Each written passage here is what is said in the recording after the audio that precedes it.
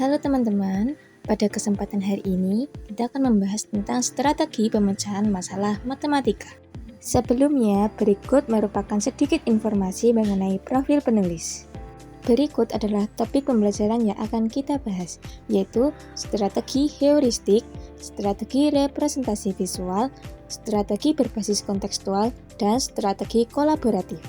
Yang pertama merupakan strategi heuristik, merupakan pendekatan eksploratif yang mengandalkan percobaan, penemuan, dan pengalaman tanpa harus terpaku pada prosedur baku. Strategi ini membantu siswa menghadapi masalah kompleks melalui cara berpikir yang fleksibel. Selain itu, strategi ini dapat diterapkan melalui pendekatan PBL, diskusi kelompok, serta eksperimen dan eksplorasi.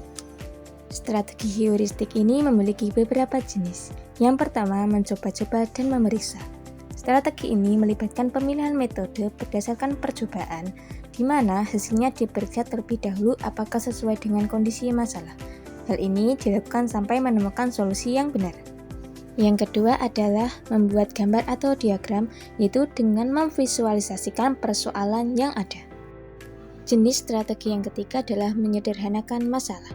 Merupakan teknik menyederhanakan masalah di mana masalah kompleks dipecah menjadi bagian-bagian yang lebih kecil atau lebih mudah. Yang keempat adalah membuat pola, yaitu melalui pengamatan pola dari data yang diberikan. Jenis strategi heuristik yang kelima adalah menggunakan analog atau masalah serupa, yang mana melibatkan masalah yang dikenal atau mirip untuk menyelesaikan permasalahan baru. Dan yang terakhir adalah bekerja mundur. Strategi ini digunakan ketika hasil akhir diketahui, namun langkah-langkahnya belum jelas. Berikut merupakan contoh penerapan dari strategi heuristik dalam pembelajaran matematika. Strategi heuristik ini memiliki beberapa keunggulan. Yang pertama, membantu siswa berpikir lebih kreatif dan tidak terpaku pada satu cara penyelesaian. Lalu, mengembangkan keterampilan berpikir kritis dan analitis, serta dapat meningkatkan pemahaman konseptual dengan melibatkan siswa dalam eksplorasi dan refleksi terhadap solusi yang diperoleh. Strategi yang kedua adalah strategi representasi visual. Strategi ini menggunakan media gambar, diagram, tabel, grafik, modal konkret, serta simbol matematika untuk menerjemahkan konsep matematika yang abstrak menjadi bentuk yang lebih mudah dipahami. Dengan memvisualisasikan hubungan antara elemen dalam sebuah masalah, siswa dapat lebih mudah mengorganisasikan data, melihat pola, dan meningkatkan daya ingat mereka melalui kombinasi informasi verbal dan visual. Penerapan strategi ini dapat melalui pendekatan PBL, kontekstual, serta dengan bantuan teknologi seperti GeoGebra maupun alat peraga fisik. Strategi representasi visual ini juga memiliki beberapa jenis. Yang pertama, diagram atau sketsa. Representasi ini digunakan untuk menggambarkan hubungan antara elemen-elemen dalam suatu masalah seperti diagram Venn, pohon keputusan, atau sketsa geometri. Lalu yang kedua ada tabel dan grafik. Data dalam soal dapat diorganisasikan dalam bentuk tabel atau grafik untuk memperjelas pola dan hubungan numerik, misalnya tabel nilai atau grafik garis.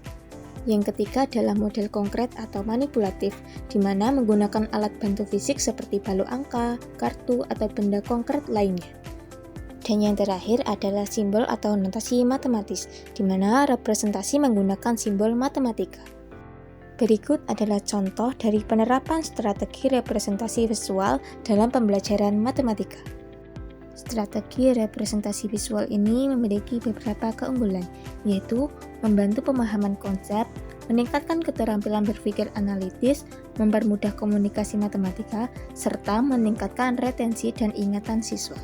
Strategi yang ketiga adalah strategi berbasis kontekstual, di mana strategi ini menekankan pada penggunaan situasi nyata dan pengalaman sehari-hari siswa untuk menjadikan pembelajaran matematika lebih relevan dan bermakna.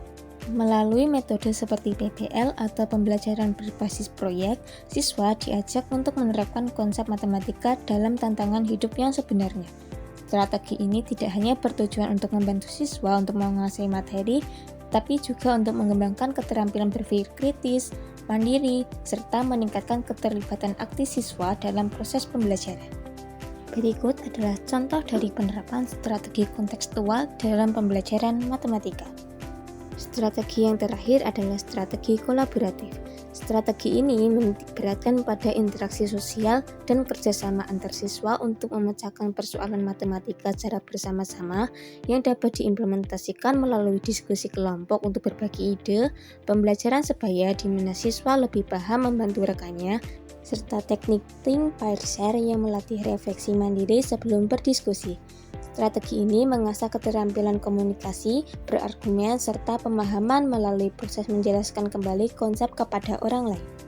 Itulah penjelasan dari beberapa strategi pemecahan masalah matematika. Sekian, terima kasih.